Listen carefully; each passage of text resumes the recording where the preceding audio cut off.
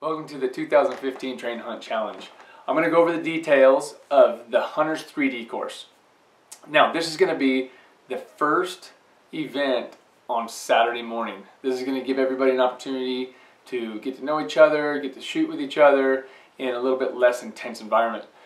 The first thing you're going to do is you're going to show up, you're going to register, which means you're going to check in, you're going to give people your name, you're going to get your t-shirt, and then you're also going to get the target that you're going to be starting at. So you'll receive your t-shirt, you'll receive your competitors package, and then you will be assigned a scorecard, and on that scorecard it will tell you which target you're going to be starting at because there'll be a shotgun start. There's going to be 2 stakes at each target. One stake will be for anybody shooting a compound, and another stake will be for anybody shooting traditional equipment. The rules for the Hunters 3D course are simple. 1, there's no rangefinders. Binoculars are okay, but rangefinders are off limits. We're going to be testing how well you can judge distance. The stabilizers that you use on your bows can't be any longer than 12 inches. You can also use any form of release, whether it be fingers or back tension or thumb trigger or a finger trigger, index finger, however you want to be used for a release, as long as you're using that same method of release all weekend long. The scoring system is going to be a little bit different this year too. So what traditionally is scored as a 12 or an 11 is going to be scored as a 5. Anything that is traditionally scored as a 10, or the 10 ring, will be scored as a 4. What is traditionally scored as an 8, or the lung area of an animal, will be scored as a 3. And then what is traditionally scored as a 5, which is anything outside the 8 ring, is going to be scored as a 1. And then a miss is still going to be scored as a 0. So without further ado, let's get into some of the specifics of what you're going to be seeing at some of the targets on the 3D course. So one of the shots you're going to be looking at is a kneeling shot. Keep in mind that during the kneeling shot, one knee or both knees in contact with the ground is going to constitute a kneeling shot. A standing shot is going to be used for your 30-second hold. In this shot, you're going to have a judge there that once your cans break over, they're going to start a watch.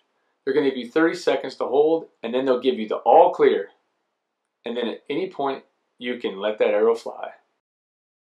Another shot you're going to be faced with is a draw, move left.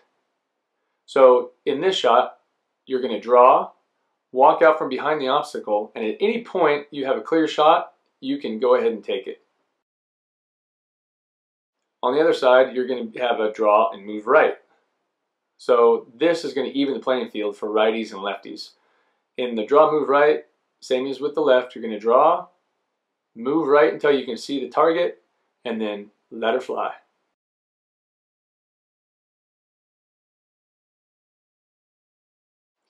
Another shot you're going to be faced with is a draw kneeling and then stand before you shoot. So again, either one or both knees in contact with the ground, and then you're going to stand up, and then once you can see the target, take aim and let her fly.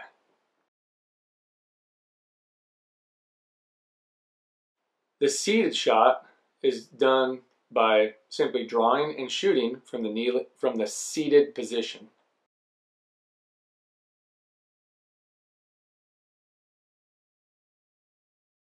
There's going to be a couple challenging shots where you're going to be asked to be shooting through tight windows, meaning there's just not going to be a lot of room for air. There's a shot that's called the 5-second shot where you'll be asked to draw and shoot in 5 seconds.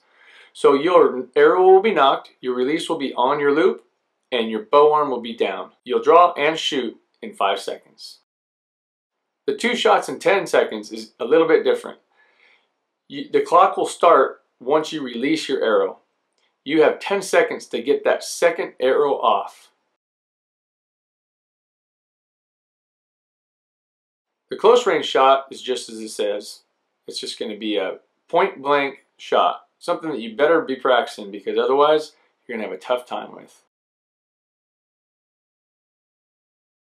There's the draw and walk forward shot. So it's just like it sounds. You're going to draw, you'll move forward until you can see that animal, the vitals, and then let it fly. There's also going to be a shot where the only score that's possible is 10 ring or better. Anything outside the 10 ring is going to be scored as a 0. This is just to add some pressure to make a good shot.